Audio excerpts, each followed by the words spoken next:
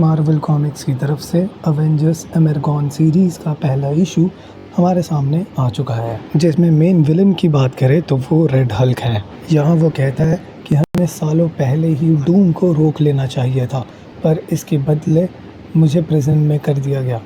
तब मैं आगे आया और लैटवेरिया को सेफ और रेडी समझा डेमोक्रेसी के लिए। तब ये कैरेक्टर कहता है, जनरल रॉस, हम लोग ट्रैक पे हैं और हमारे सामने है 0-200, जहाँ रॉस उससे कहता है, गुड वर्क कैप्टन।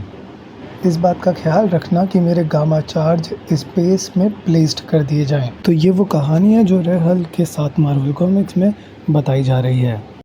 यहाँ रेड हल्क जिस दुनिया की बात कर रहा है जिस पर डूम ने कब्जा किया, एक्चुअली ये event one world under Doom नाम की बुक में भी कवर किया गया था। और जैसा कि आपको पता है कि उस बुक के एंड में डॉक्टर डूम मारा जाता है।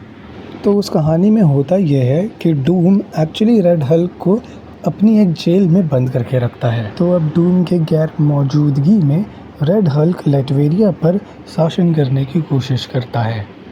वो कहता है कि मेरे खुद के देश ने ये करने की कोशिश की थी, यूनाइटेड स्टेट्स ने, पर शायद वो ये बात समझ नहीं पाए। डूम ने मेरे लिए एक तोहफा छोड़ा है, जो जीत तय है, डेमोक्रेसी तय है और एक ऐसी दुनिया जो अब फ्री होगी। तो रेड हल्क के साथ यहीं पे चीज़ें इंटरेस्टिंग हो जाती है। मतलब इसमें वो प्योर विलन नहीं है, मतलब वो एक्चुअली विलन ही है, पर उसको ऐसा लगता है कि वो विलन नहीं है, वो हीरो है। तो अब वो सबसे पहली चीज़ ये करता है कि डेमोक्रेटिक सिटी जो लैटवेरिया में है उसका नाम बदलकर न्यू अमेरिका रख देता है। तो वो लैटवेरिया में न्यू अमेरिका बनाता है और वहाँ पर न्यू अमेरिका का नया फ्लैग भी होस्ट करता है। अब देखो, जब one world under Doom book में डूम की डेथ होती है, उसके बाद लैटवेरिया की हालत कुछ खास अच्छी होती नहीं है। और कमाल की बात यह है कि ये पहली बार नहीं हुआ है। मतलब अगर आप एग्जाम्पल के लिए देखो तो फैंटास्टिक फोर इशू नंबर 200 में भी डॉक्टर डूम मर जाता है और उसके बाद भी कोई और कैरेक्टर लैटवेरिया पे राज करने आ जाता है। इलेक्शन के वक्त वो कैरेक्टर भी काफ़ी बड़े बड़े वादे करता है, फ्रीडम जैसे शब्द का इस्तेमाल करता है, पर जैसे ही उसकी सत्ता आती है वो एक डिक्टेटरशिप में कन्वर्ट हो जाता है। तो कहीं ना कहीं ऐसा लग रहा है कि राइटर और मार्वल मिल के वो उन एरा को दोबारा से लाने की कोशिश कर रहे हैं। जब डूम की मौत हो जाती है, इसके बाद खुद लैटवेरिया में एक किस्म का सिविल वॉर छिड़ जाता है। तो इस मोमेंट पे लैटवेरिया में हर पावरफुल इंसान इस पूरे राज्य को कंट्रोल करने की कोशिश करने में लगा हुआ है। अब ऐसा होता है इसके लिए क्योंकि जब डूम राज करता है तो डूम के पास हर तरीके के आर्टिफैक्ट्स होते हैं। तो ये चीज़ कहीं ना कहीं डंजन्स ऑफ डूम नाम के स्टोरी को एक रेफरेंस होता है।